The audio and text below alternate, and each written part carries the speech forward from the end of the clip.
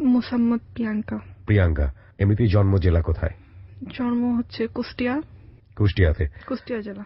কুষ্টিয়া জেলাতে। এখন তুমি ঢাকাতে আছো? জি। তোমার বাবা কি করতো?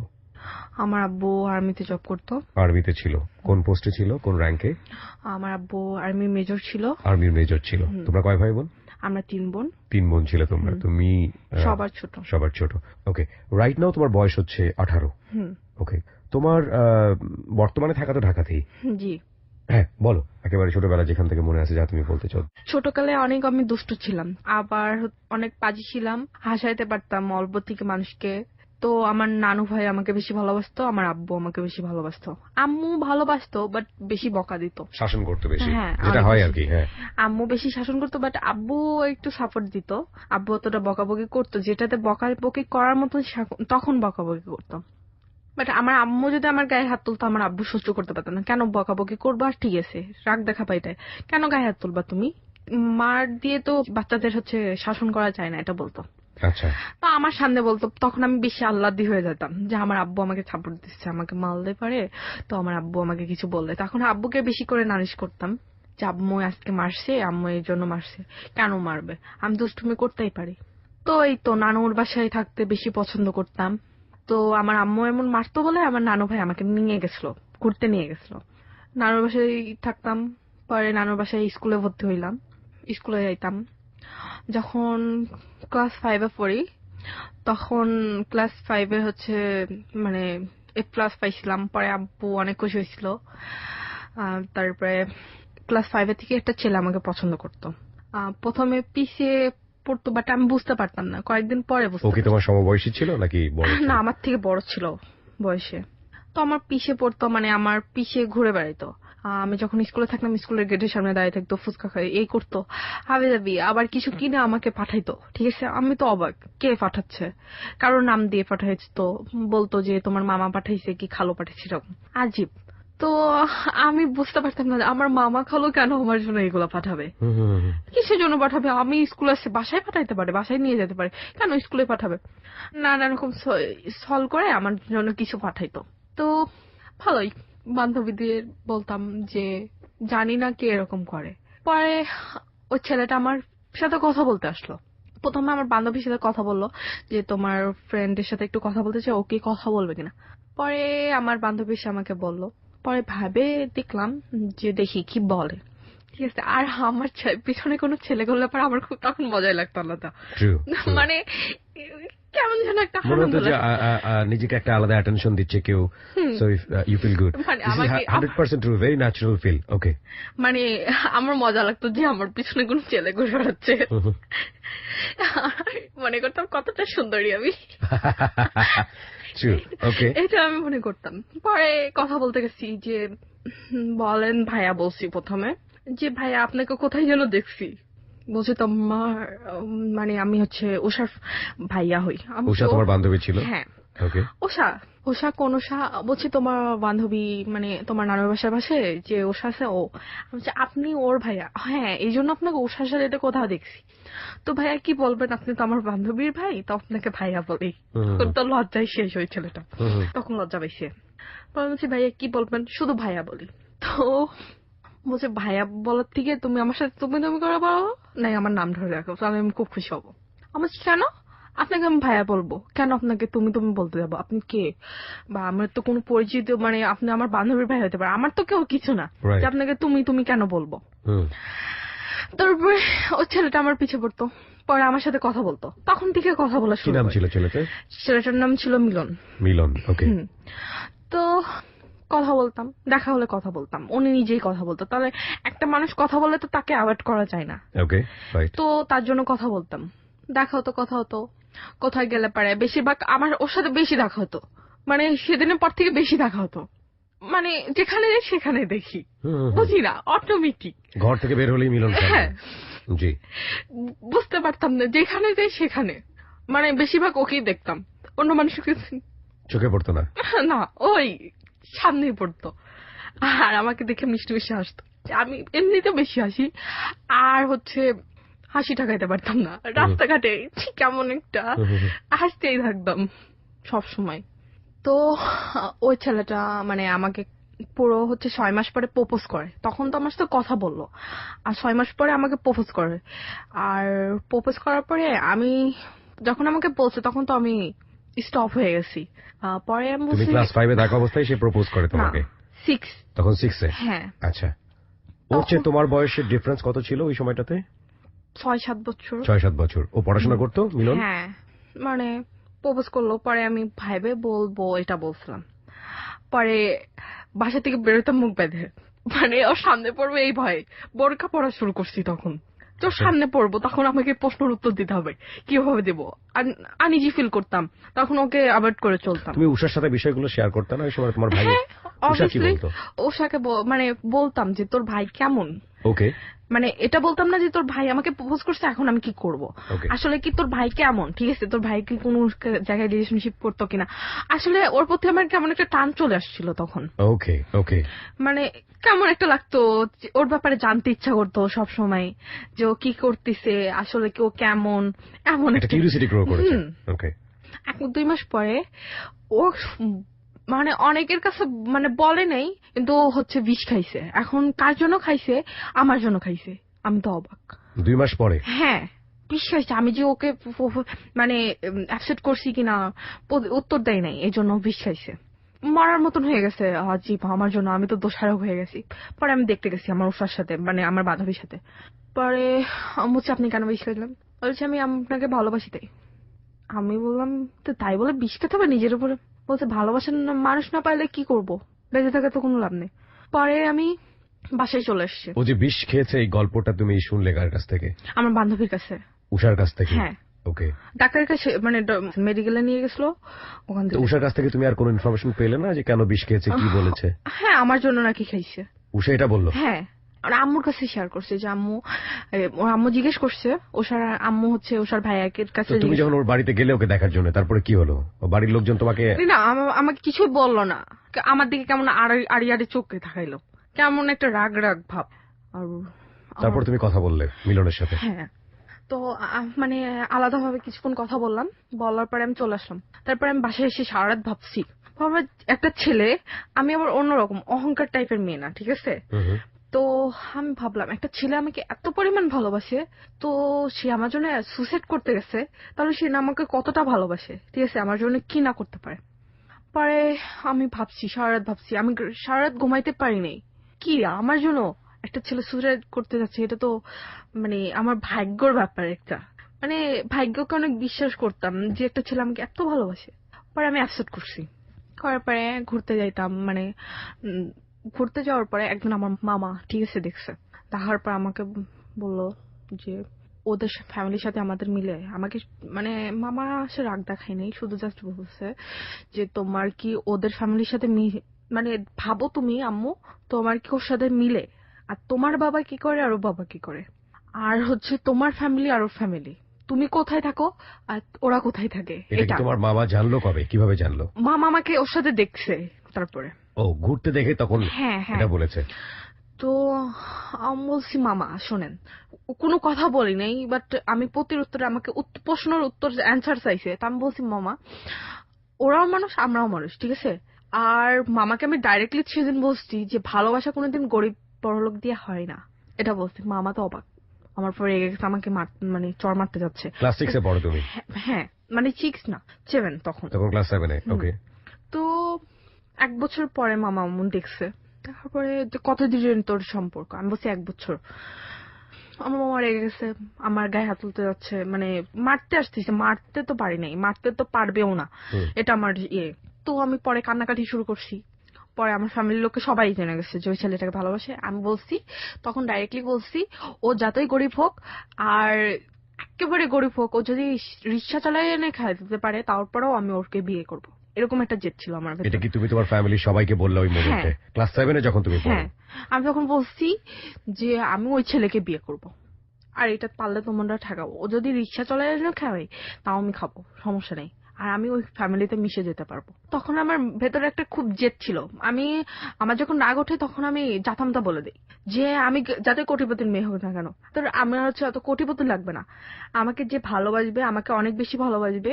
আমি সবসময় বলতাম যে ছেলেটা আমাকে বেশি ভালোবাসবে তাকে শুধু ভালোবাসবো আমি, যে আমাকে ভালোবাসবে, আমাকে কেয়ার করবে, আমাকে বোঝার চেষ্টা করবে, ওই ছেলেকে আমি বিয়ে করব। গরিব হলেও সমস্যা নাই, যদি ভ্যান চলায়ও খায়, রিক্সা চলায়ও খায়, কোনো সমস্যা নেই আমার, আমি খেতে পারবো। এটা আমি বলছি ডাইরেক্টলি। পরে বাসা থেকে ওর সাথে মিশতে দিতাম, বাসায় অনেক শাসন করতো আমাকে, শাসন করতো। তখন মাঝে মধ্যে ফোনে মানে ফোনেও যোগাযোগ করতো, ফোনও আমার কাছ থেকে নিয়ে, মানে ফোন চালাতে পারতাম না, আম্মু ফোন দিয়ে কথা বলতাম, আমি তো তখন ফোন চালাই না। তো তারপরে আমার আম্মুর ফোন দিয়ে কথা বলতাম, আম্মুর ফোন দিয়ে কথা বলবো না, কান্নাকাটি করতাম রাত দিন 24 ঘন্টা, নিজের প্রতি আঘাত করতাম, দেওয়ালে বাড়ি মারতাম, খাইতাম না, সব সময় না খেয়ে থাকতাম, পানি খেয়ে থাকতাম। পুরো মানে 6 মাসের ভেতর 8-9 কেজি কমে গেছিল, 6 মাসের ভেতরে। মানে আমি এত মানে ইয়ে হয়ে গেছিলাম, দুর্বল হয়ে গেছিলাম। তো সবসময় কান্নাকাটি করতাম, আমার আম্মু সহ্য করতে পারতো না। পরে আম্মু কে বলছিলাম, আম্মু আমি ওই ছেলের সাথে কথা বলবো, আপনার ফোনটা দেন।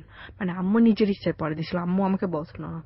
পরে আম্মু বলছিল যে তোর আব্বু যেন না জানে, তোর হচ্ছে কাকুরার জন্য না জানে, আর তোর মামা যেন না জানে, তো কথা বলবি মাঝে মধ্যে রাত অনেক পরে, ঠিক আছে। আম্মু একটু সাপোর্টেড ছিল। ওকে, ওই মুহূর্তে তোমার বাবা তো জানতো বিষয়টা, তোমার বাবা তোমাকে অনেক লাভ করতো, বাবার ট্রিটমেন্টটা কি ছিল? বাবা মানে তখন আমার সাথে কথা বলা বন্ধ করে দিছিল। মানে বাবা তো বোঝাইতে পারতাম না, বাবার এমনি উল্টো মেজাজ, কেমন একটা রাগ ছিল ভেতরে, অনেক ভালোবাসতো বাট কথা বলা বন্ধ করে দিছিল আমার সাথে। তো তারপরে এরকম মা দিল পারমিশন দিল, মা হচ্ছে মানে পুরো 1 বছর পরে, 1 বছরের বেশি তারপরে আমাকে পারমিশন দিল যে তুই এমন কেন করছিস, পরে তো মারা যাবি এরকম পড়তে করতে, না খেয়ে থাকতাম সবসময়। না স্কুলে যেতে ওই সময়টাতে পড়াশোনা করতে? হ্যাঁ যেতাম। আমার ওই সময়টাতে দেখা হতো মিলনের সঙ্গে? হ্যাঁ দেখা হতো, কথা বলতে পারতাম না, আমাকে আমার মামা তো ভাই চাই দিয়ে আসতো, গার্ড দিয়ে। আসলে কেমন একটা আটকার ভেতর ছিলাম, মানে এরা ঘোরাচ্ছিলাম না আমি তখন। ওকে। মানে ফোনে কথা বলতাম রাত 12টার পরে, 1টা পরে, মানে সবাই ঘুমায় যেত তখন কথা বলতাম, বেশি না 10-15 মিনিট, জাস্ট কেমন আছো, কি করছো, খাইছো কিনা, এতটুকুই।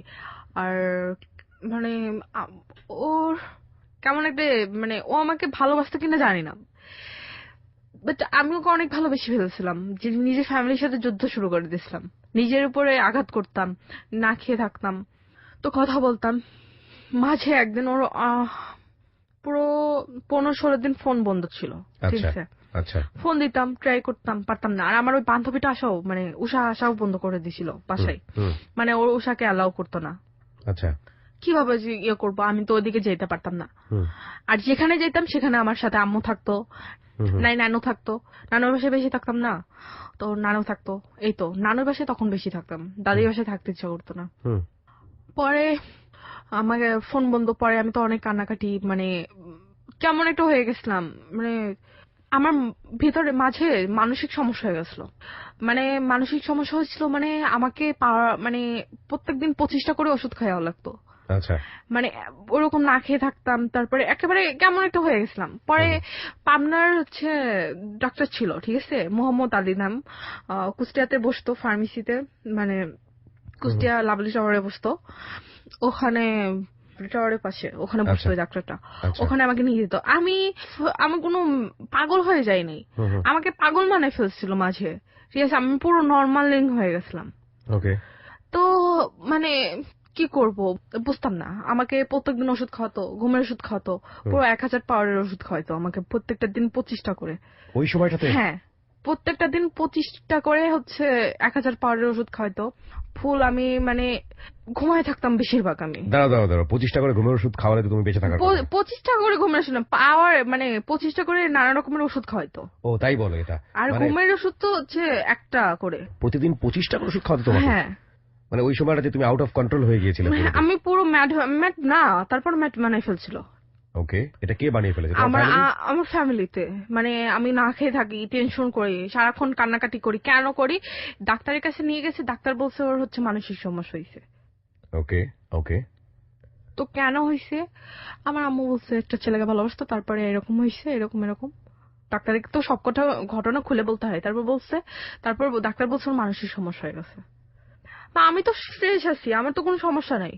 আমাকে ওষুধ খাওয়াতাম, ঘুমায় থাকতাম, হাঁটতাম ঢুলে ঢুলে, কোথাও যেতে পারতাম না, মুখ দিয়ে লাল পড়তো, তখন একেবারে অন্যরকম হয়ে গেছিলাম। এই অবস্থায় তোমার পড়াশোনা চলছিল? বন্ধ হয়ে গেছিল তখন। কোন ক্লাসে থাকা অবস্থায়? হচ্ছে মানে পড়াশোনা মানে এক্সামের সময় এক্সাম দিছি। কোন ক্লাসে থাকা অবস্থায়? ক্লাস 9। ক্লাস 9-এ। ওকে। 8 থেকে 9 পর্যন্ত মানে পুরো 1 বছরের বেশি ওষুধ খাইছি। এখানে একটা বিষয় একটু নোটিশ করতে চাই সবাইকে, ওর বলার জায়গাটাও একটু অন্যরকম। আপনারা হয়তো বা খেয়াল করেছেন, খানিকটা সময় ও থেমে যায়, নিজের মতো করে বলে, আবার রিটেক করে। ওর পুরো গল্পটা যদি আপনারা জানেন তাহলে বুঝবেন যে আসলে কেন অন্যরকম। 18 বছরের প্রিয়াঙ্কা আজকে নিজের জীবনের গল্প বলতে এসছে। এখানে ওর বাবা মেজর, আর্মির মেজর ছিলেন, এবং খুব নিঃসংকোচই আমরা বলতে পারি যে সম্ভ্রান্ত একটা পরিবারে ওর জন্মগ্রহণ হয়েছিল।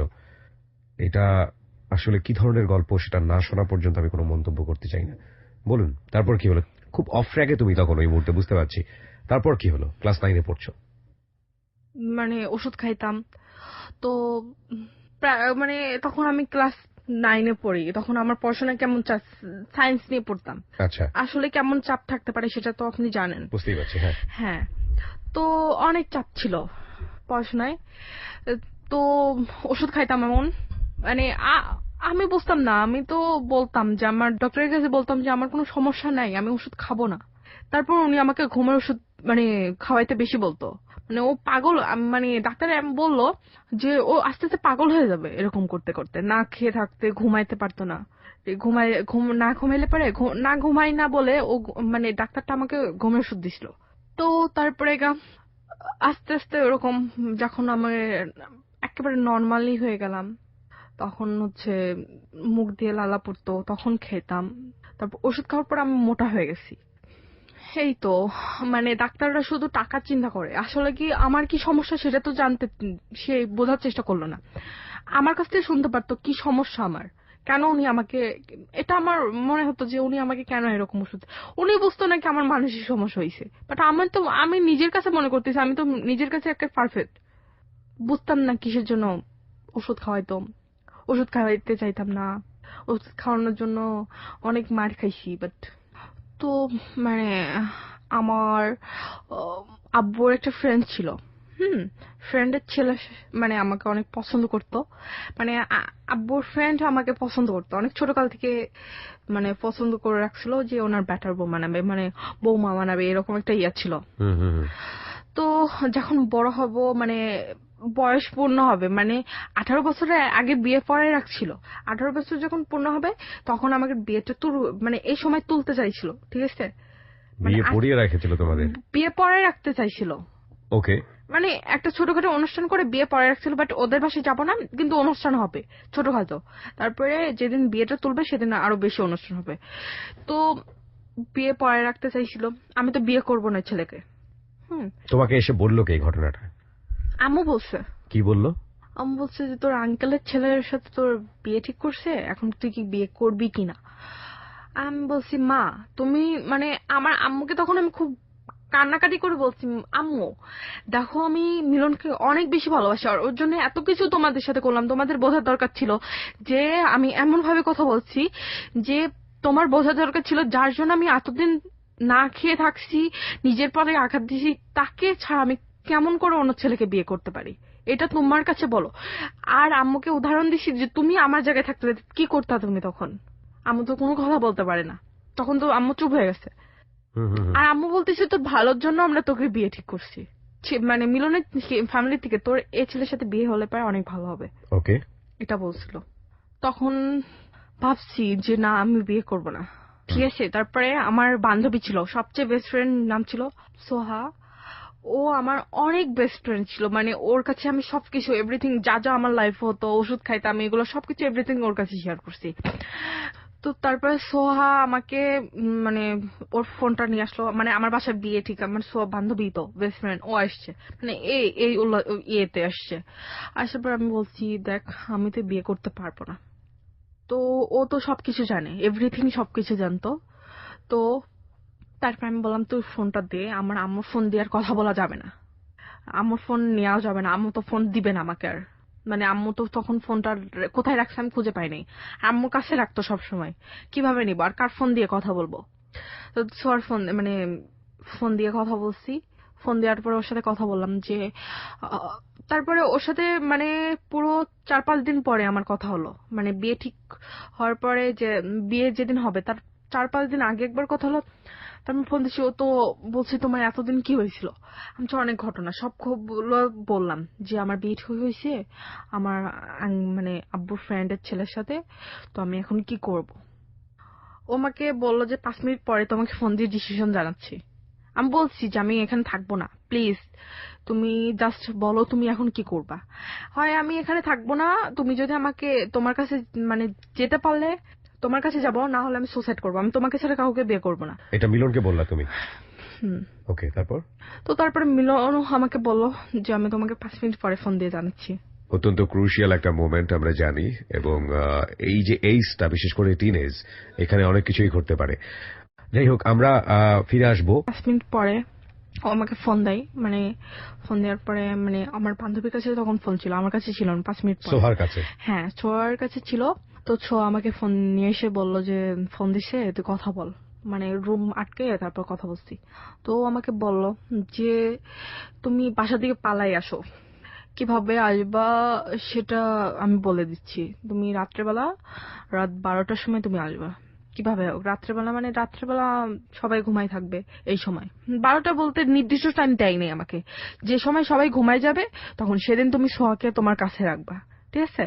সেদিন রাত্রে সোহার সাথে থাকবা, এরকম একটা ইয়ে করবা। আব্বুকে বা আম্মুকে বলবা তো আজকে রাত্রে সোহার সাথে থাকতে চাই, এরকম। তো সোহার ওর বাড়িতে ম্যানেজ করলো, পড়ার পরে আমার কাছে আসলো সেদিন রাতে থাকার জন্য। তো রাত মানে ও ছিল, পরে বোর কাজ ছিল আমার।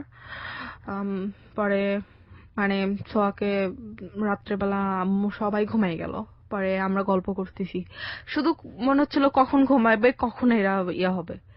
তো সবাই ঘুমাই যাওয়ার পরে সোয়া আমাকে সবকিছু ইয়ে করলো। সোয়া চাবি মানে আমি রেখে দিছিলাম আম্মুর কাছ থেকে, চাবিটা আমি কিভাবে রাখে মানে। তোমাদের কি প্ল্যান ছিল তোমরা বাসা থেকে পালিয়ে যাবে? হ্যাঁ। প্ল্যানটা কখন করলা?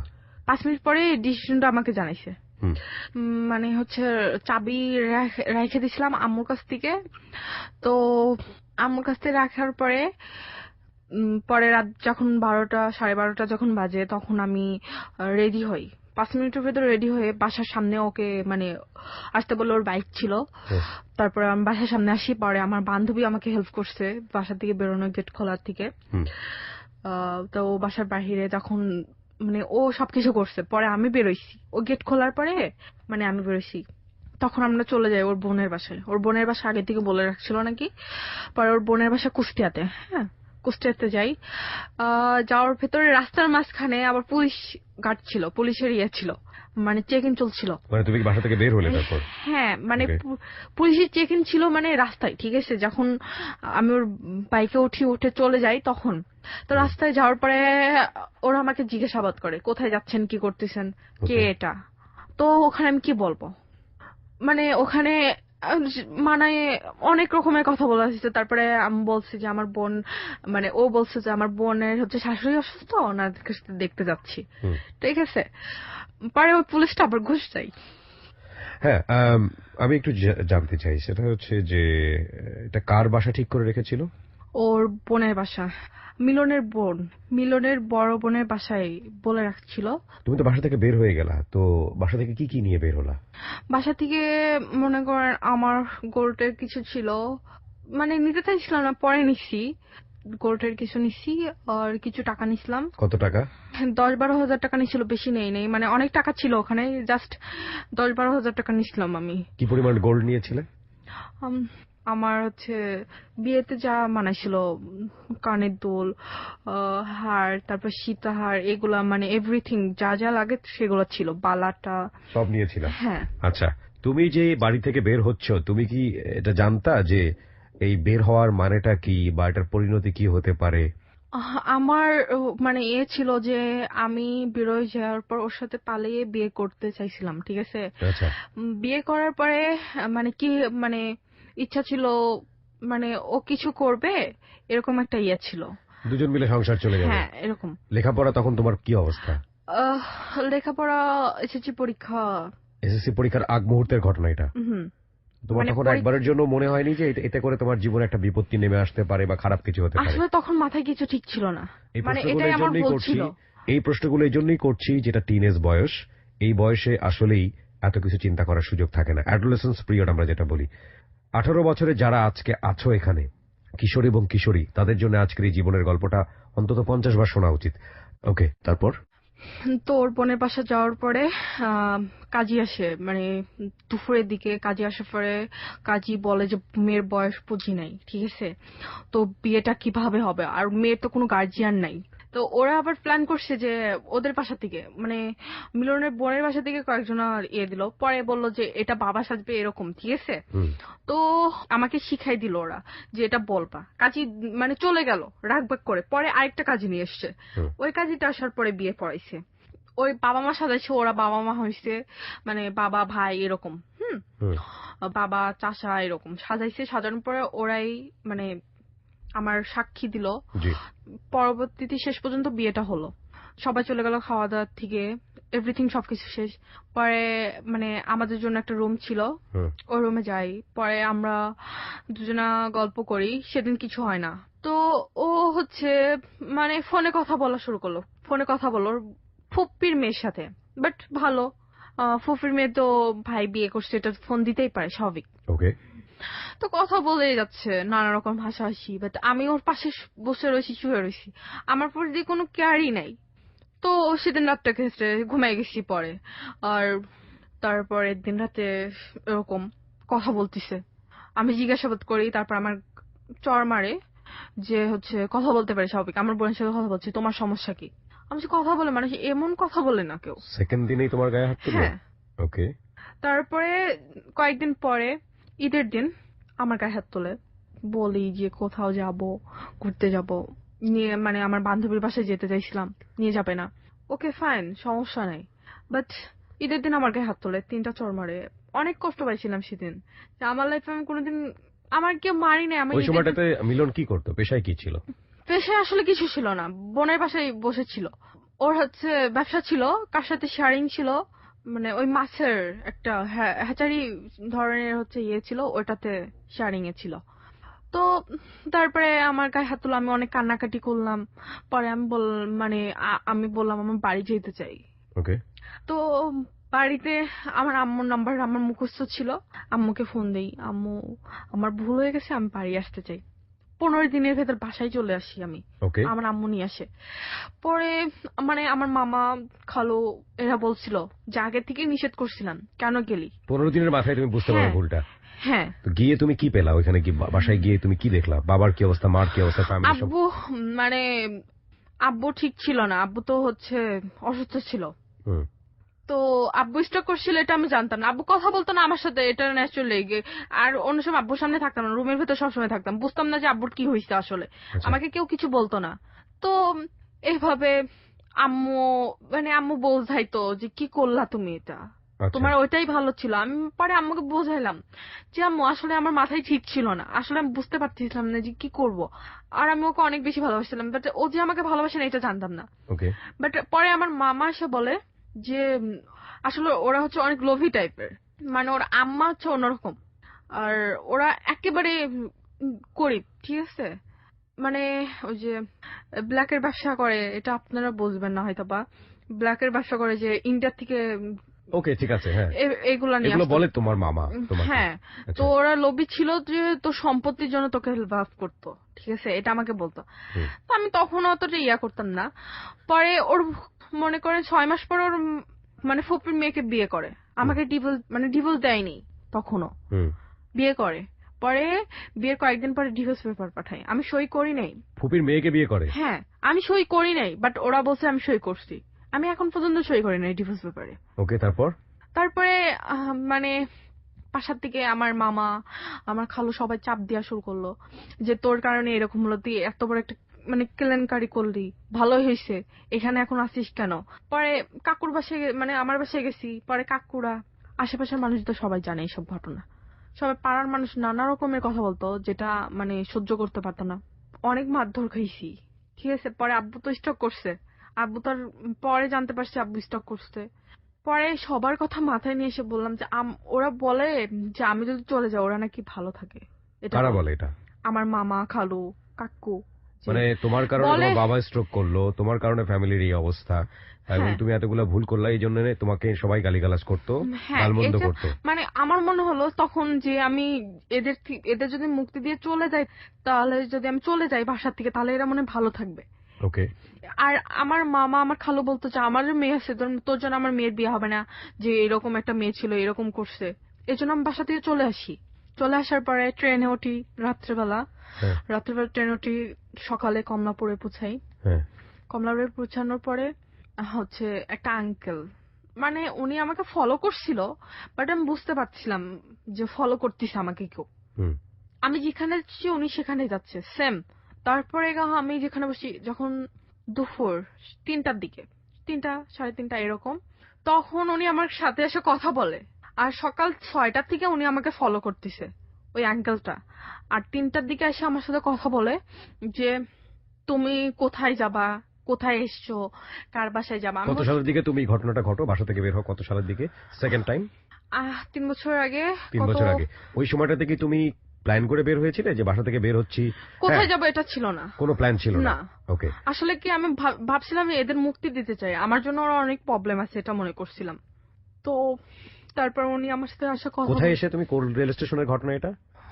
ট্রেনে স্টেশনে আসি, কোন স্টেশনে? পোড়াদহ। পোড়াদহ স্টেশন। হ্যাঁ, কোথায় এটা? কুষ্টিয়া জেলা। ওকে, তারপর এসে? তারপরে ট্রেনে উঠলাম, হ্যাঁ। সুন্দরবন এক্সপ্রেস ট্রেনের নাম। হুম ট্রেনে এসে কমলাপুরে নামলাম। হুম। কমলাপুরে নামার পরে ওই আঙ্কেলটা আমাকে মানে জিজ্ঞেস করে 3:30টার দিকে, সকাল থেকে ফলো করছে। তো আমাকে জিজ্ঞেস করে, মামনি তুমি কোথায় যাবা? তখন আমি মানে আসলে অনেক ছোট ছিলাম, বাট তখন বুঝতাম না যে আসলে আমার সাথে কেউ যদি একটু ভালোভাবে কথা বলতো, তখনই মনে হতো যে এই আমার আপন, এরকম একটা ইয়ে আসতো। আচ্ছা। মানে মানে এ অনেক ভালো এরকম মনে হতো। তখন ওকে আমি অনেক ছোট ছিলাম। ওকে। মানে উনি আমাকে বললো যে মামনি আমার হচ্ছে বাসা আছে, তো আমার বাসায় হচ্ছে আমার মেয়ে আছে। বলছে তুমি আমার বাসায় চলো। আমি বলছি আঙ্কেল আপনার বাসায় আমি যাব না, আপনি প্লিজ আঙ্কেল। মানে সকাল থেকে সন্ধ্যা পর্যন্ত উনি ফলো করেছে? হ্যাঁ। ওকে। তো আমি বলছি আঙ্কেল আমি বাড়িতে চলে যাব, আমার সন্ধ্যার দিকে ট্রেন, আমি চলে যাব, ঠিক আছে আঙ্কেল। আমি হচ্ছে উনি আমাকে বললো যে তুমি আমার বাসায় চলো। আমি বলছি না আঙ্কেল আমি আপনার বাসায় যাব না।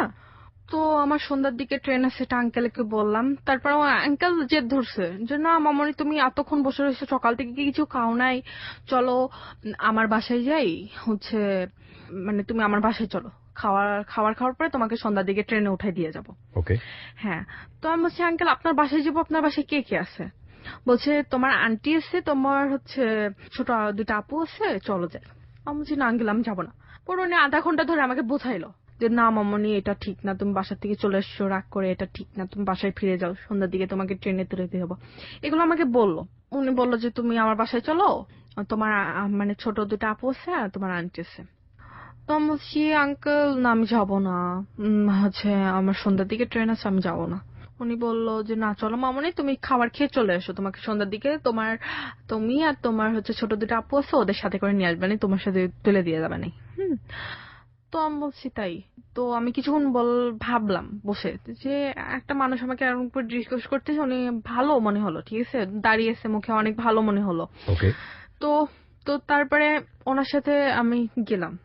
মানে পরে অনেকক্ষণ পরে উনি এতবার করে রিকোয়েস্ট করার পরে আমি মানে একা কি করব তখন, মানে আমি একা একা মানে বোকা। তো আমি কিছুই বুঝতে পারছিলাম না। তো ওনার সাথে গেছি, যাওয়ার পরে উনি রিক্সায় করে যাত্রাবাড়ি নাম, ওখানে নিয়ে গেল।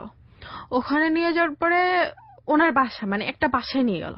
ওই বাসায় একটা ছেলে একটা মেয়ে আর 3টা মেয়ে ছিল, মানে স্বামী স্ত্রী ছিল আর হচ্ছে 3টা মেয়ে ছিল। তো বলছে যে এটা তোমার আপু, এর নাম হচ্ছে মিথিলা আর এর নাম হচ্ছে সজীব, ঠিক আছে ওই ছেলেটার নাম।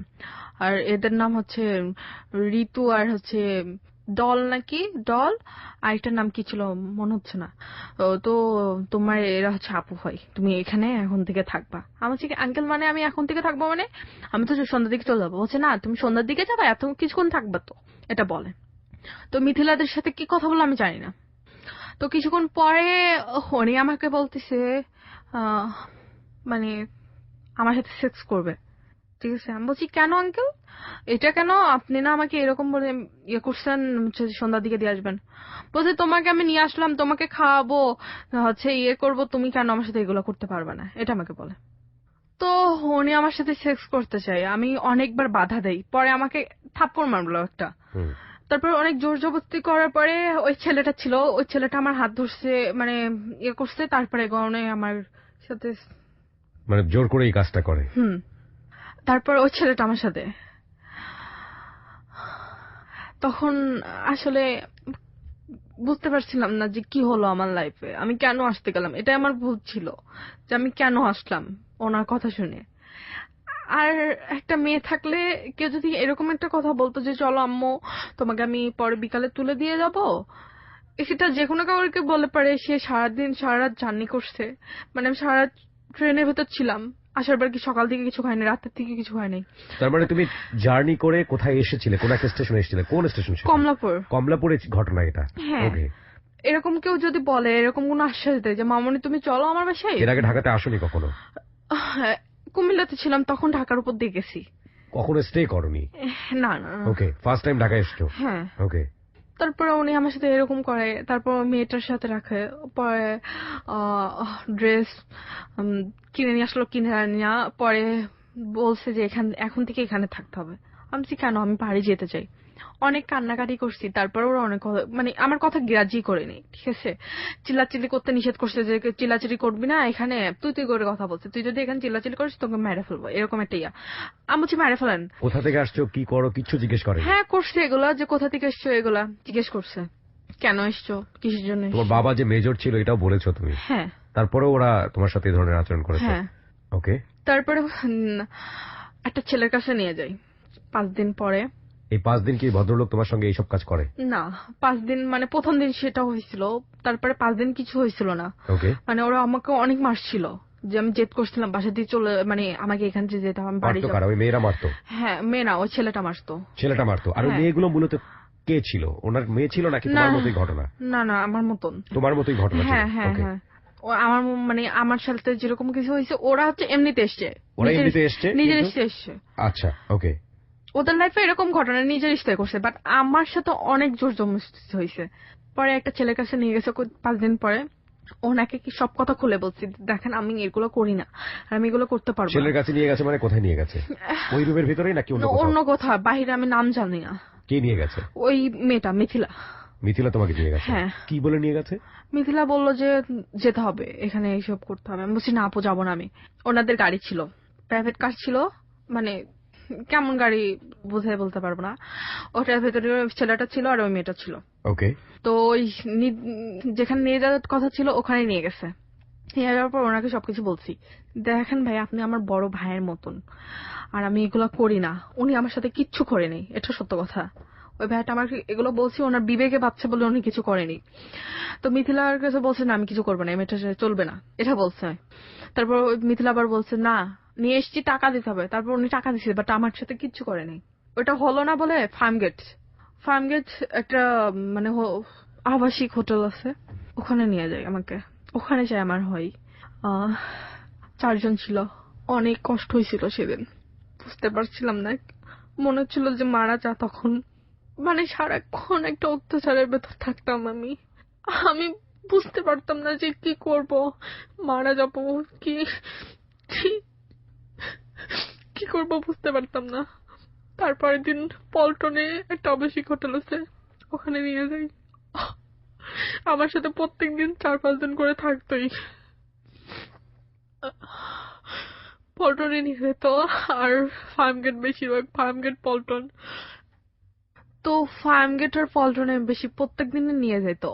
তো এই হচ্ছে ফার্মগেট একটা আছে, কি গলি যেন নাম আছে, ওখানে একটা লোক ছিল, মানে ওনার কাছে মাঝে মধ্যে নিয়ে যেত। আর ও মানে প্রত্যেক দিনে 10-20 হাজার মতন ইনকাম করতো আমাকে নিয়ে। এই মিথিলা? হ্যাঁ, 20,000 টাকা ইনকাম করতো আমাকে। মানে আমি যখনই বলতাম না আমি কিছু করব না, তখনই আমার গায়ে হাত তুলতো, তখনই। আর দিনের পর দিন আমার প্রত্যেকটা দিন 4-5 জন করে থাকতো আমার সাথে। তখন মনে হতো যে বাসার থেকে কেন আসলাম, বাসায় কষ্ট হচ্ছিল, এর থেকে এরকম তো কষ্ট হচ্ছিল না। আমার আশাটাই ভুল হয়েছে, এটাই বড় কষ্টকর। প্রত্যেকদিন আমাকে নিয়ে আসতো রাত দিন রাতে থাকা লাগতো, দিনে থাকা লাগতো। মিথিলার যে বর ছিল ও আমার সাথে সেক্স করতো, মানে মাঝে মধ্যে ইচ্ছা হলে। আর মিথিলাও কিন্তু এই রাস্তায় ছিল। আর আমার মতন মেয়ে একটা আছে, ওকেও মানে নিয়ে এসেছিল এরকম। ও আর আমি প্ল্যান করছিলাম পালাই যাব, পরে ধরে ফেলছিল। সেদিন অনেক মারছিল, অজ্ঞান হয়ে গেছিলাম। পর্দার স্টিল আছে না, ওইটা দিয়ে মারতো। মানে হাতের কাছে যা পাতো বটি দিয়ে কোপ মারতে গেছিল, বটি দিয়ে কোপ মারছিল, পায়ের কাছে লাগছিল, কেটে গেছে পায়ের কাছে। 3 বছর এইভাবেই কাটছে। তুমি কোনোভাবেই ওখান থেকে ফোন? পালাইতে পারি নাই। ফোন ফোন তো আমার হাতে দিত না, ফোন ওদের নিজের কাছে রাখতো। সব সময় মানে একটা রুমের ভেতর থাকতাম আমি, মানে বাইরে বেরোতে দিত না। আর সবসময় রুমে, আর ওই আবাসিকে গেলে আবাসিকে, আবার হচ্ছে পল্টনে গেলে পল্টনে, আবার ওই রুমে, এরকম। তো একদিন ওর একটা মেয়ে, ঠিক আছে, ফোন চুরি করে নিয়ে কমলাপুরে আসছিল। তো কমলাপুরে আসার পর আমাকে সাথে করে নিয়ে এসেছিল। আমি একটু ট্যালেন্ট বেশি, যে এগুলো খুঁজতে পারি, ওই মেয়েটাকে ধরতেছিলাম। পরে ওই হিন শুধু আমি একটু এড়া পাইছিলাম। আমরা এক্সপেক্ট করতে পারি যে এই দিনটা নিশ্চয়ই তোমার জীবনে ভালো কিছু ঘটেছে, কিন্তু সেটা আমরা শুনবো মাত্র 5 মিনিটের ব্রেকের পর। এই ফাঁকে প্রিয় শ্রোতা, আপনাদেরকে বলছি যে আজকে যে জীবনের গল্পটি আপনারা এখানে শুনছেন, প্রিয়াঙ্কা, 18 বছর বয়স ওর, 18 বছরের কিশোরী, ওর জীবনে যে ঘটনাটি ঘটে গেছে একটা ভুল সিদ্ধান্তের কারণে, সেই গল্পটি শুধু আমি বলবো আপনাদের না, পরিবারে যদি ছোট ছেলে মেয়ে থাকে, কিশোর কিশোরী যারা আছে, অ্যাডোলেসেন্স পিরিয়ডে যারা আছে, বয়ঃসন্ধিকালে যারা আছে, যারা এই বয়সে মারাত্মক রকমের ভুল করার মতো জায়গায় চলে যায়, তাদের প্রত্যেকেরই আজকের এই জীবনের গল্পটা শোনা উচিত। 5 মিনিট পরে আমি খুবই দুর্বিষহ জীবনযাপন করছো, তুমি 3.5 বছর পর একবারের জন্য হলো বাইরে আসার সুযোগ পেয়েছো, মানুষের সঙ্গে কানেক্ট হওয়ার সুযোগ পেয়েছো। কি ঘটলো সেই মুহূর্তে? মানে ওয়েটিং রুমে ও আশ্রমে গেছে, আর আমি বইয়ে বেরিয়ে বসে, আর আমার আশেপাশে ওর সাথে একটা ছেলে থাকতো, ওই ছেলেটা ছিল না। ওই ছেলেটা বাহিরে কি জন্য স্মোক করতে গেছিল, আর আমি ওয়েটিং রুমে বসেছিলাম। বসে থাকার পরে মানে একটা পুলিশ ছিল, ওনার কাছে যে বলছি সব কথা, ওনার পুলিশে জিআরপি থানায় নিয়ে গেছে। মানে জিআরপিতে নিয়ে যাওয়ার পরে আমি ওই পুলিশের কাছে সবকিছু লজ্জা ঘেন্না বাদ দিয়ে সব কথা, এভরিথিং, সব ঘটনা বলছি। আচ্ছা। তারপর ওনার হচ্ছে মানে সেকেন্ড অফিসার, ওনার কাছে নিয়ে যাই। ওনার কাছে নিয়ে যাওয়ার পর সব কথা আমি বলছি ওনার কাছে সব কথা, সব ঘটনা, এভরিথিং, সব ঘটনা বললাম। তারপর উনি ওই মেয়েটাকে খুঁজতে গেছিল, পুলিশ পাঠাইছিল যে ওই মেয়েটাকে খুঁজে নিয়ে, কিন্তু পাইছিল না। মিথিলা তার আগে আমার মানে ফোন ছিল আমার কাছে, ওই নাম্বারে ফোন দিচ্ছিল। আমি বলছি যে আপু আমাকে দেখেন, পুলিশ ধরছে, এরকম এরকম। তো হচ্ছে ওই মিথিলা তখন পালাই গেছে। মানে আমি বলছিলাম না, পরে বলছি যে কই তুই এইসব। পরে আমি বলছি আপু আমি পুলিশের হাতে চলে এসেছি। তো বলছে যে আমি আসতেছি দাঁড়া। বলছে ডিবি, ওদের হাতে অনেক বড় বড় লোক আছে। ডিবি এসেছিল আমাকে খুঁজতে, ডিবি পুলিশ। তো ওই ডিবি পুলিশ এসে আমাকে নিয়ে যেতে এসেছিল, বাট আমি ওখান থেকে আমাকে সরাই ফেলছিল, মানে জিআরপি থেকে, ঠিক আছে। আর জিআরপি সবাই বললো যে তোমার এটা কি হয়। আর ওই মিথিলার বর বলছে যে মানে তুই আমার বোন হয় সেটা বলবি আমি গেলে। ভাবছি না, আমি কেন এটা বলবো, আপনারা যা যা করছেন সব কথা ঘটনা বলে ফেলবো। তো ভয়েতে আসি নাই। পরে ডিবি আসছিল, ডিবির কার সাথে ডিবিকে বলছিল নাকি। তো ডিবি আসছিল, আসার পরে খোঁজাখুঁজি করছে। কোথায় এসছে ডিবি? কমলাপুরে, যে আমার বোনকে এরকম ধরে রাখছে বিনা কারণে। তুমি তখন কোথায়? আমি হচ্ছে পুলিশদের কাছে। থানাতে? হ্যাঁ, থানাতে, মানে কোথায় এটা আমি জানি না, মানে আমি চিনি না আসলে। তো পুলিশ তোমাকে কোথায় নিয়ে গেছে? থানায় আমি নিয়ে, মানে ওই কনস্টেবল আমাকে থানায় নিয়ে গেল। আচ্ছা। তারপরে ওই সেকেন্ড অফিসারের সাথে কথা বললাম। ওকে। সেকেন্ড অফিসারের সাথে কথা বলার পরে সেকেন্ড অফিসার আমাকে নিয়ে গেল। কোথায় নিয়ে গেল, কোন জায়গায় জানি না, এটা চিনি না। তো হচ্ছে সেকেন্ড অফিসার নিয়ে যাওয়ার পরে উনির কাছে সব কথা বললাম। থানাতে হচ্ছে ওই সেকেন্ড অফিসার ওখান থেকে আমাকে সরাই ফেলছে। পরে ডিবি এসেছিল নাকি, ডিবি এসে জিজ্ঞেস করেছে, ওরা তো না বলছে। মানে সেকেন্ড অফিসার বলছে না, এখানে কেউ এরকম মেয়ে ধরে নেই, এই সে হবে যাবে। নিয়ে যাওয়ার পরে আমার ফ্যামিলি নাম্বার নিল, নেওয়ার পরে আমার ফ্যামিলিকে ডাক দিল। আমার আম্মু আসলো, আমার আব্বু আসছে নাই, আমার আম্মু আসছিল শুধু একা। আমার আম্মু এসে আমাকে কতদিন পরে দেখা হলো মার সঙ্গে? পুরো 3.5 বছর পর। 3.5 বছর তোমাকে ওখানে ওইভাবে ঘরের মধ্যে আটকে রেখেছে? হ্যাঁ, 3.5 বছর পরে আমার আম্মুর সাথে দেখা হয়। আম্মু তো কান্নাকাটি, কি হয়েছে, এরা পুলিশরা কিছু বলে না আমার আম্মুকে। পরে আমি বাড়িতে যাই, মানে ওখানে সেকেন্ড অফিসারের সাথে, তো ওনার সাথে পরিচয় হয়। তো তারপরে আমার আম্মুকে ডেকে নিয়ে আম্মুর সাথে যাই, এভাবে বাসায় যাই। সবাই আশেপাশের মানুষ তো নানা রকমের কথা বলে। নানা রকমের কথা বলতে কি, কোথায় ছিল, খারাপ হয়ে গেছে, বাজে হয়ে গেছে, নষ্ট হয়ে গেছে, বাজে বাজে কথা বলতো। মানে যেগুলো যেগুলো বাজে বাজে কথা বলে আশেপাশের মানুষ, নিজের ফ্যামিলির মানুষ। আমার হচ্ছে খালো, আমার মামা মামা তারপরে হচ্ছে খালামণি, সবাই বলতো কোথায় বেশ্যা হয়ে গেছে, এতদিন যে বাইরে থাকে সে কি হইতে পারে, কি করছে এতদিন। তো আমার মামা বলতো যে তোর জন্য কি আমার মেয়ের বিয়ে হবে না, তুই কেন এসছিস, যা ছিলি তাই ছিলি, তুই আবার এসছিস কেন, যেখানে ছিলি সেখানে চলে যা, তুই মানে আমি চলে আসলে নাকি তাদের শান্তি হয়, এটা আমাকে বলছে, ডাইরেক্টলি বলছে। বাজারে মুখ পাই না তোর জন্য, 3.5 বছর পরে দেখো ওরে বাড়ি মেয়ে ফিরে এসছে, কই ছিল, এগুলো বলতো। পরে আমার খালু আমাকে মারছে, তারপরে আমার মামা মারছে, মানুষ কথা বললে পরে আসে আমার গায়ে হাত তুলছে। আমার আব্বু তো একেবারে নর্মাল, কথা বলতে পারতো না, মানে স্ট্রোক করার পর মানুষের কি হয়। তো মানে ওরকম মনে হলো কয়েকদিন পরে, মানে 6 মাস আমার বাড়িতে ছিলাম, 6 মাসের ভেতর প্রত্যেক দিনই মনে হয় অত্যাচারের শিকার হতাম। বাইরের মানুষ যদি কিছু বলতো সেটা আমার পরে এসে রাগ ঝাড়তো, মানে রাগটা আমার পরে ইয়ে করতো। কে ঝাড়তো? যে মানে মামা কিছু শুনে আসতো সেটা আমার পরে ইয়ে করতো। মানে আমি শুধু জাস্ট ওদের কাছে একটা সুযোগ চাইছিলাম যে আমাকে সবাই একটা সুযোগ দাও, ভুল তো করছি, সংশোধন হই, কিন্তু আমাকে কেউ একটা সুযোগ দেয়নি। তুমি 3.5 বছর যে অবস্থায় ছিলে এটা তুমি কারোর সঙ্গে শেয়ার করেছো ফ্যামিলিতে? না, কারোর সাথে শেয়ার করিনি। কেউ জানতেও চায়নি তোমার কাছ থেকে? জানতে চাইছে বাট হেরাই গেছি, যে বলছি মানুষের বাসায় কাজ করছি, এটাই। কি বলবো, এইগুলো বললে তো আমার আম্মু মরা ছাড়া তাদের উপায় নেই। ওকে। 6 মাসের ভেতরে আমার মানে যেদিন আমি বেরোয় আসবো তার কয়েকদিন আমার নানুকে বললাম, মানে আমার নানু মানে সহ্য করতে পারতো না যে আমাকে মারতিছে, কান্নাকাটি করতো। তোমার গায়ে হাত তুলতো কে? হ্যাঁ, মামা তুলি নেই, খালু তুলছে বেশি, খালু আর খালামণি। তোমার বাবা কি মানে তখন ফুললি একেবারে বেডে? হ্যাঁ হ্যাঁ, কথা মানে বলতে আমার পারতো আব্বু না? কিছু বলতে পারতো না, আর আব্বু সহ্য করতে পারতো না, শোনার পরে কানতো খালি। তোমার এই যে বাবার যে অবস্থা সেটার জন্য কি তুমি দায়ী ছিলা? হ্যাঁ। বাবা যেরকম ভাবে ফুললি বেডে চলে গেল, স্ট্রোক করলো এবং মৃত্যু শয্যাশায়ী, সেটার জন্য তুমি দায়ী? হ্যাঁ, আমি তাই। তারপর তুমি আবারও সিদ্ধান্ত নিলা, তুমি আবারও বাড়ি থেকে চলে আসবে? হ্যাঁ, চলে এসেছিলাম। আসার পরে কি করব, পরে এই যে মানে এসআই ওই ভাইয়ের সাথে যোগাযোগ করি। সেকেন্ড অফিসার হ্যাঁ। যার কাছে থেকে তুমি থানায় গেলা, যার মাধ্যমে? না না, ওনার ফ্রেন্ডের সাথে আমার পরিচয় হয় ওখানে, ঠিক আছে। তারপর ওনার ফ্রেন্ড আমার প্রতি একটু দুর্বল, মানে ভালোবাসে এরকম একটা। তো আমি তো আর কারোর ইয়েতে জড়াইতে চাই না, ঠিক আছে। মানে আমি ফ্রেন্ডের সঙ্গে তোমার যোগাযোগ কিভাবে?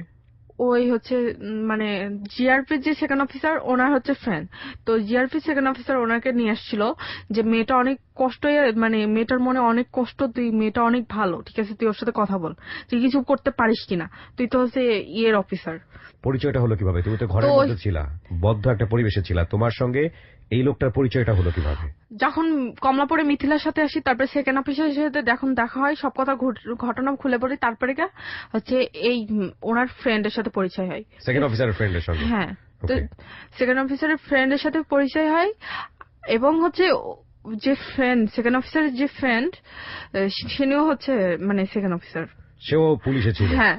অদ্ভুত একটা বিষয় হচ্ছে প্রিয় শ্রোতা, যে এই মেয়েটি একবার বাসা থেকে ভুল করে বের হয়েছে, সে ফ্যামিলিতে ফিরতে চেয়েছে কিন্তু সে ফিরতে পারেনি।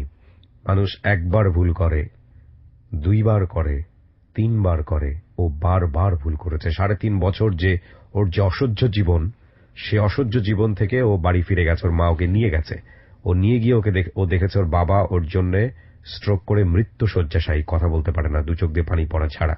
এবং সেই অবস্থায় ওকে গালিগালাজ করে লোকজন, ওর গায়ে হাত তোলে, ওটা ওর কাছে অসহ্য মনে হয়েছে বাড়ির পরিবেশ। ওই অবস্থায় ও 6 মাস পরে আবার ওখান থেকে বের হয়েছে। এবার যে তুমি বের হলা, এটা কি বাড়ির লোকজনকে বলে বের হয়েছে নাকি এবার তুমি চুরি করে বের হয়েছো? বের করে দিছে আমাকে। বের আর করে দিয়েছে তোমাকে? হ্যাঁ, আর বের করে দিছে বলে চলে এসেছি, কিভাবে বের চলে যা আমাদের শান্ত হবে, এটা বলছে ডাইরেক্টলি। আর আমি হচ্ছে 3.5 বছর যে কষ্ট করছি তার থেকে বেশি করছি 6 মাস আমি। আমরা একটা বিরতি নিই। যেখানটায় আমি ছিলাম আমি খুব অবাক হয়েছি যে তুমি বললে যে 6 মাসে তোমার প্রতি যে অত্যাচার করা হয়েছে সেটা 3.5 বছরের চেয়েও বেশি ছিল অত্যাচারটা। কেন এই কথাটা বললাম? কি হয়েছে তোমার সঙ্গে? মানুষে হাসাহাসি করতো, যেটা 3.5 বছরের থেকে বেশি কষ্টকর ছিল। আমার আম্মুকে খারাপ খারাপ কথা বলতো, যে মেয়েকে খারাপ মানেছিস তুই, মেয়ে ব্যবসা করতো তুই জানতিস, মেয়ে ব্যবসা করতো সেটা তুই সেই টাকাটা তুই খাইতিস, এগুলো আমার আম্মুকে বলতো। আচ্ছা। যে তুই ভালো করে জানতিস তোর মেয়ে কোথায় আছে, তুই নিয়ে আসলি কিভাবে, এটা আমার আম্মুকে বলে। তুই তো নিয়ে এসছিস, তুই জানতিস নি তুই মানে কোথায় ছিল? তুই তো ভালো করে জানতিস কোথায় ছিল, কি করতো। এগুলো কে বলতো? মানে আমার আম্মুর ছোট বোন বলতো, আমার খালামণি, খালো, মামা এরা বলতো যে তুই তো মেয়েকে ব্যবসা করে মেয়ে ব্যবসা করছে, তুই খাইছিস সেগুলা। আর যার কথা মাথায় রাখা যায়, মানে পায়ে রাখা যায় না, তার কথা মাথায় নিতে হয়েছে আমার মাকে। আমার মা আমার জন্য অনেক কষ্ট করছে। আমি আমার মায়ের সাথে কথা বলতে চাই, বাট কথা বলতে পারতেছি না। আর আমি ফ্যামিলিতে ফিরে যেতে চাই না, ওরা আমার জন্য কষ্টই আছে, এটাই মনে করি। ফাইন, কেননা আমি তোমাকে থামাচ্ছি বিকজ তুমি অনেকবারই গল্প বলতে গিয়ে আউট অফ দ্য ট্র্যাক হয়েছো। আমি এখানে লিসনারদের কাছে একটু ক্ষমা চেয়ে নিতে চাই বিকজ ও ওরকমই। ওর বয়স মাত্র 18 এবং ওর যে গল্পটা ওর জীবনে যা ঘটে গেছে সেটা এখানে বলতে গেলে রাতের পর রাত পার হয়ে যাবে, কিন্তু ওর বলার জায়গাটা এরকমই। কজ ওর উপরে যেভাবে শারীরিক এবং মানসিক নির্যাতন হয়েছে, সেই শারীরিক এবং মানসিক নির্যাতনের জায়গা থেকে ও যেখানে এসে স্টুডিওতে সাহস করে আজকে এই কথাগুলো বলতে পেরেছে, সেটাই বরং অনেক কিছু। 18 বছরের প্রিয়াঙ্কা, যার জন্ম হয়েছে সম্ভ্রান্ত একটা ফ্যামিলিতে, ওর বাবা মেজর, আর্মির মেজর, কিন্তু ওর এক ধরনের জেদ এবং একই সাথে প্রপারলি ওকে নার্সিং করতে না পারা আজকে ওর জীবনটাকে কোথায় নিয়ে এসে দাঁড় করিয়েছে। যারা 18 বছরের কিশোর কিশোরী আছো তারা মনোযোগ দিয়ে শোনো, প্রেম জীবনে সবারই আসবে। 18 বছরে প্রেম না আসাটাই বরং আমি মনে করি যে এটা কিভাবে সম্ভব। চমৎকার একটা অনুভূতি এই সময় আল্লাহ আমাদেরকে দিয়ে দেন, অ্যাডোলেসেন্স পিরিয়ড। এই সময় আমাদের টিচাররা বলতো কাক দেখলেও নাকি ভালো লাগে। তো এই ভালো লাগার জায়গা থেকে জীবনে 18 বছরে যারা এরকম ভুল সিদ্ধান্ত নাও ফ্যামিলি থেকে বের হয়ে গিয়ে কিছু করবা বা কিছু একটা করা উচিত, দুবেলা দুমুঠো খেয়ে ভালো থেকে যাবা, সংসার জীবন করবা এবং এভাবেই চলে যাবে, তারা যে বোকার স্বর্গে থাকো এবং তাদের জীবনটা যে কতটা দুর্বিষহ হতে পারে সেটা প্রিয়াঙ্কাকে শুনে ভালো করে আজকে সিদ্ধান্ত নাও। যাই হোক, আমি প্রিয়াঙ্কা আবারও ফিরি। 6 মাসের মাথায় তোমাকে বাড়ি থেকে, তুমি বলছো যেটা যে তোমাকে এক অর্থে বের করে দেওয়া হলো। সবাই এই ধরনের কথা বলতো যে তুই চলে গেলি তো পারিস, তো তুমি সিদ্ধান্ত নিলা তুমি বের হয়ে যাবা। তুমি কি সবাইকে বলে বের হলা নাকি আপনা আপনি আবারও চলে আসলা? সবার সামনে চলে এসছি। সবার সামনে চলে এসছো? হ্যাঁ। কি বললা যে বের আমি হওয়ার সবাইকে মুক্তি দিয়ে যাচ্ছে, আমার জন্য সবাই প্রবলেম আছে, তো থাকো তোমাদের মতন তোমরা। আমার কেউ কিচ্ছু বললো না, ঠাকালো না যে যাইতে দে। তোমার বাবার পাশে কখনো বসেছিল? তোমার বাবা যে স্ট্রোক করেছিল, বাবার পাশে গিয়ে বাবা বলতে কথা বাবা বলতে ভুল পারতো করেছি, না। বাবা ভুল করেছি, বাবা আমি সরি? হ্যাঁ বলছি, আব্বু তখন কাঁদতো, বলেছি যে আব্বু ক্ষমা করে দাও আব্বু, তোমার কথা সেগুন শোনা উচিত ছিল, আমি শুনি নাই, খুব ভুল করছি, তোমার কথাই, তোমার ফ্রেন্ডের ছেলেকে বিয়ে করা উচিত ছিল, এরকম একটা মানে আমি খুব ভুল করছি আব্বু, আমাকে মাফ করে দাও। পরে আব্বু কাঁদতেছিল, কথা বলতে চাচ্ছিল, পারতেছিল না। মাকে বলছি মা ভুল করছি, আর কোন মানে আর একটা সুযোগ দাও, ভুল করলে মানুষকে একটা সুযোগ দিলে, মানে আমাকে সুযোগ দাও মা। মা কিছু বলতো না। সবার কাছে বলছিলাম যে আজ আমি অনেক ভুল করছি, আর কোনোদিন করব না, আর একটা সুযোগ দাও আমাকে এই সংশোধন করার জন্য। সবাই বলতো কি করবি তুই এখন, তোকে বিয়ে দিয়া যাবে না। আমি বলছি পড়াশোনা আবার স্টার্ট করবো। কিসের পড়াশোনা স্টার্ট করবি, কে খরচ করবে, এই যে যাবি যাবি। আমি বলছি যে আমার আব্বুর আছে, সেগুলা দিয়ে হবে। বলছি কেন, তোর তোর মতন মেয়ের পিছনে এরকম খরচ করবে? আমার বোন বলতো, আমার বোন, বড় আপু অন্যরকম নিজের স্বার্থ বুঝতো, মেজ আপু নিজের স্বার্থ বোঝে, যার যার স্বার্থ। তোর জন্য আমার শ্বশুর বাড়ির মান সম্মান চলে গেছে, ছোট বোন এরকম, বড় বোন আবার কিরকম হয়, আবার এ কেমন হয়, মেজ বোন কেমন হয়, হচ্ছে ছোট বোন খারাপ, হচ্ছে এরাও খারাপ, ঠিক আছে। বলতো যে তোর জন্য আমার কথা শোনা লাগে, তুই মরতে পারিস না, মরতে পারিস না। যখন আমার আপু, মানে আমি মরে যেতেও চাইছিলাম, মানে যখন আমার বড় আপু বলে যে তুই মরতে পারিস না, তখন আমি গলায় রশি দিছিলাম, বাঁচাই ফেলছিল আমার মানে আম্মুরা, আম্মু কয়েক পাড়ার মানুষরা এরা বাঁচাই ফেলছিল যে তুই মরতে পারিস, 6 মাসের ভেতরে এগুলা, তুই মরতে পারিস না, হচ্ছে তোর জন্য বিষ কিনে নিয়ে আসবো, দড়ি কিনে নিয়ে আসবো, তুই মরতে পারিস না। পরে গলায় দড়ি দিছিলাম ফ্যানের সাথে। সেদিন মারা গেলে অনেক ভালো হতো, হয়তো বা এত দূর আসতাম না। পরে আমার আব্বু শুধু কাঁদছে শোনার পরে। আম্মু বলছে যে কেন এটা করতে গেল, আমার আব্বু কাঁদতেছে, হাত বললো তুই পাগলা মামা এরকম করছিস। আমি বলছি মা আমি মুক্তি চাইতে চাই, আর সহ্য করতে পারতেছি না। পরে যখন এই ঘটনা হয়, তারপরে সবাই বললো যে তুই বেরো যা বাড়ির থেকে, তুই থাকবি না, তোর জন্য অনেক মান সম্মান চলে গেছে, আর চাই না মান সম্মান চলে যেতে। পরে চলে এসছি। আসার পরে এই ওই এসআই ভাইয়ের সাথে ফোনে কথা বলি, কথা বলার পরে উনি আমাকে মানে একটা সেফটি জায়গায় রাখে। উনি উত্তরাতে ওনার ভাই আছে, ভাইয়ের বাসার সামনে একটা হোস্টেল আসছিল, হোস্টেল, ওই হোস্টেলে রাখছিল। হোস্টেলে রাখার পরে একটা ঘটনা হয়েছে, মানে হোস্টেলে ছিলাম যখন, তখন মানে উনি এসআই ভাইয়া টাকা দিত, আর আমাকে তো কিছু করতে হবে, তো তখন জব খুঁজছিল, যখন পাই নাই। পরে হোস্টেলের ম্যানেজার, টাকা একটা মানুষ কত আর টাকা দিবে, তার ফ্যামিলি আছে, তার বাচ্চা আছে, তাদের টাকা দেওয়া, আবার আমাকে হোস্টেলের ভাড়া হচ্ছে 5,500 টাকা, মানে এভরিথিং খাওয়া দিয়ে। তো আমাদের হোস্টেল সুপার ছিল একটা মেয়ে, ওর নাম সুস্মিতা। ও মানে আমাকে হোস্টেলের ম্যানেজার নানা রকমের কথা বলতো, যে কে তোমার ভাই হয়, টাকা দেয় না কেন। মাসের মানে 3 মাস মতন ওখানে ছিলাম, তো থাকার পরে মানে ওখানে থেকে বলছে যে তোমাকে টাকা দিবে কে, এই সেই হাবি যাবি, তুমি এখানে থাকো। আছে ম্যানেজার প্রত্যেকদিন আসলে পরে নানা রকমের কথা বলতো, মানে টাকার কথা বলতো, দিতে মানে লেট হয়ে গেছিল। তো ওই হোস্টেলের সুপার মানে ওই আপুটা হোস্টেলের অনেকের মেয়েকে মানে নানা রকমের জায়গায় দিত, আমি সেটা জানতাম না।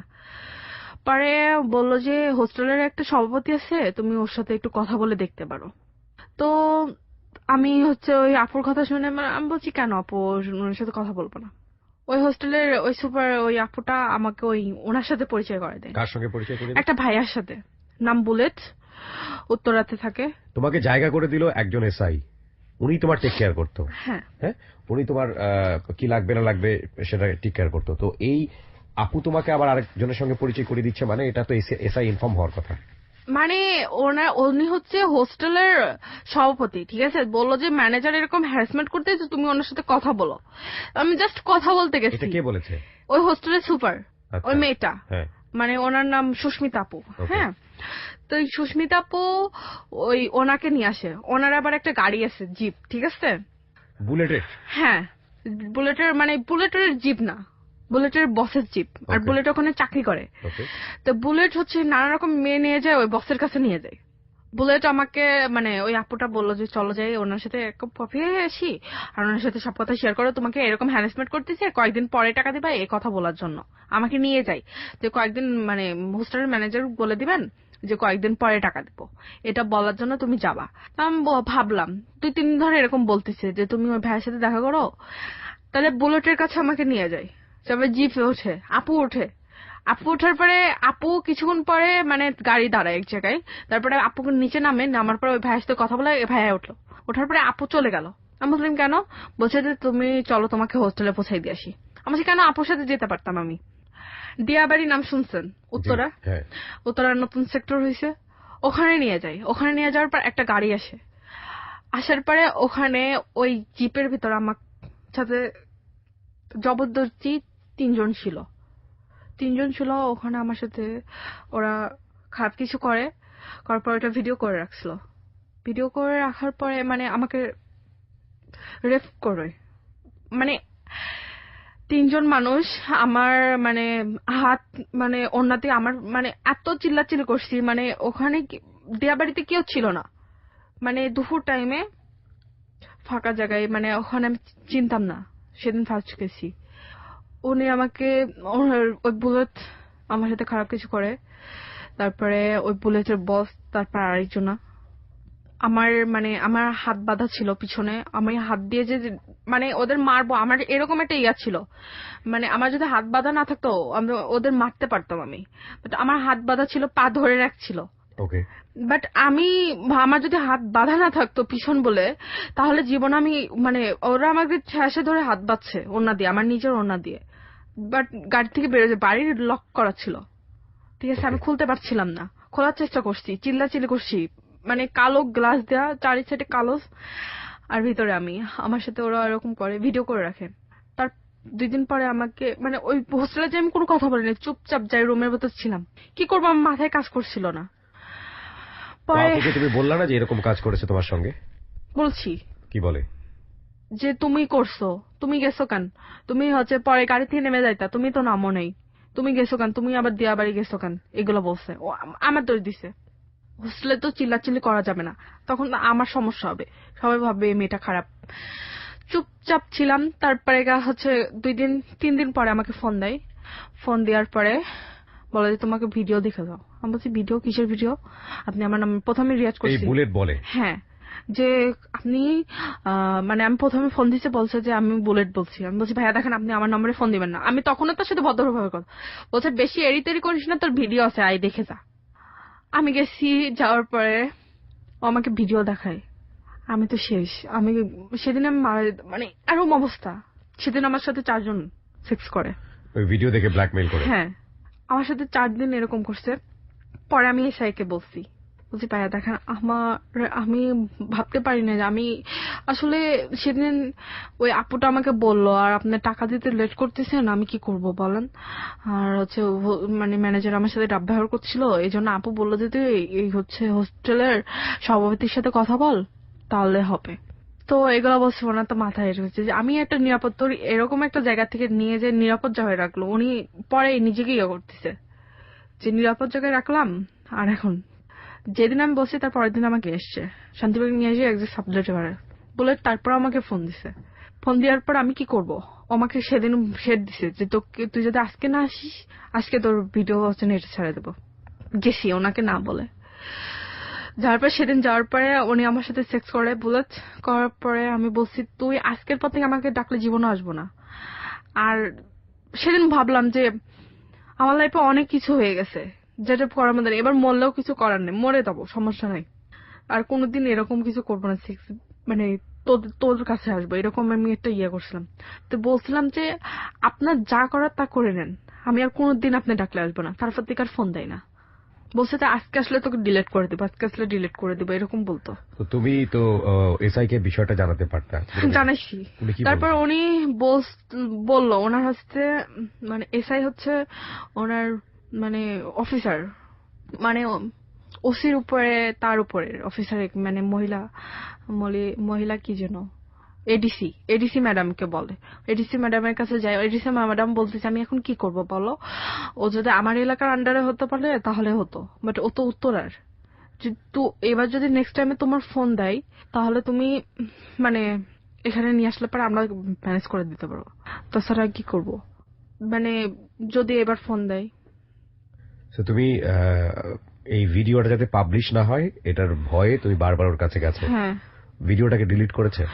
ডিলিট ফোন ওর কাছে আর কপি আছে কিনা জানি না, বাট যেগুলো ছিল সেগুলো আমি সেদিন এইবার লাস্ট দিন যে ডিলিট করছি। বাট ও যদি আবার রেখে দেয় তারপর আবার আমাকে ডাক দেবে, এবার তো আমাকে মরা ছাড়া কিচ্ছু করার নেই। প্রিয়াঙ্কার জায়গাটাতে প্রত্যেকটা মেয়ে 18 বছরের কিশোরী যারা আছো তারা একটু নিজের জায়গাটায় ওর জায়গাটাকে একটু বসাও, কিংবা প্রিয়াঙ্কার জায়গাটা একটু নিজেকে চিন্তা করো।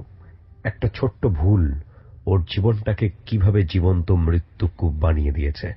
একটা ছোট্ট মাত্র ভুল। পরিবার প্রত্যেকটি ছেলে এবং প্রত্যেকটি মেয়ের জন্য সবচাইতে নির্ভরযোগ্য আশ্রয়স্থল। পরিবারে বাবা কখনো বকা দেন, মা কখনো বকা দেন, বড় ভাই দেন, ছোট ভাইয়ের সাথে মনোমালিন্য হয়, এগুলো পরিবারের মধ্যে হয়। কিন্তু সেই পরিবার থেকে বের হয়ে কিংবা পরিবারের কোনো বাইরের কোনো মানুষকে নিজের জীবনে নেবার জন্য পরিবারের ভেতর থেকে বের হয়ে গিয়ে কোনো সিদ্ধান্ত নেয়া, সেটা যে কত বড় ভয়াবহ রিস্কের ব্যাপার, এবং সেটা যদি ভুল সিদ্ধান্ত হয় তাহলে জীবন কি ভয়াবহ হতে পারে।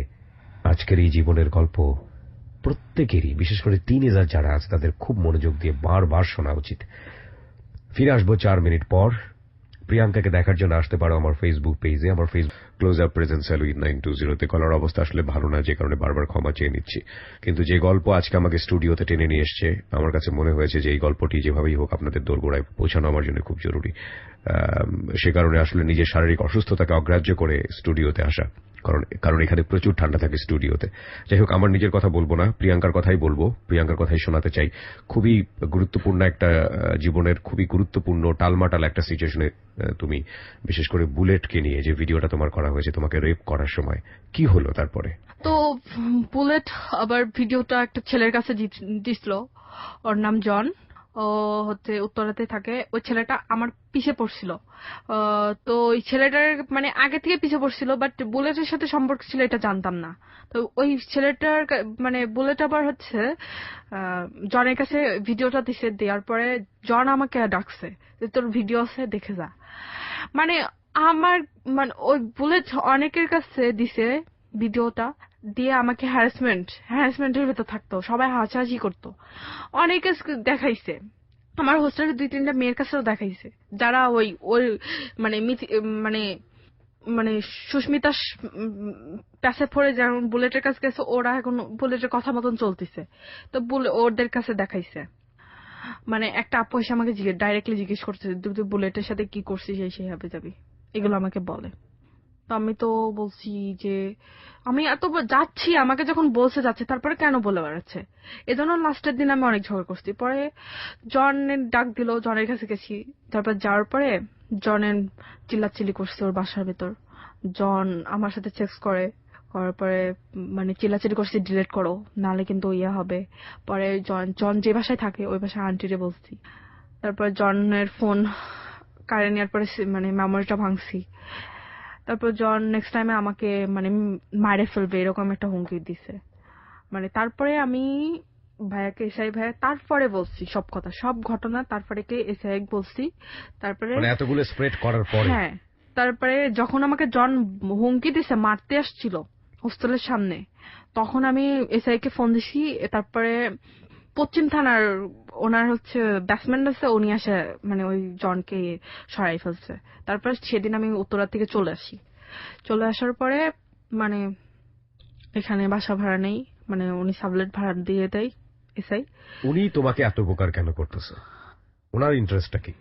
এটা আমার কোশ্চেন, পাবলিকের কোশ্চেন। আসলে কি উনি আমাকে লাভ করে, এটা উনি প্রকাশ করছে, বাট ওনার একটা বেবি আছে।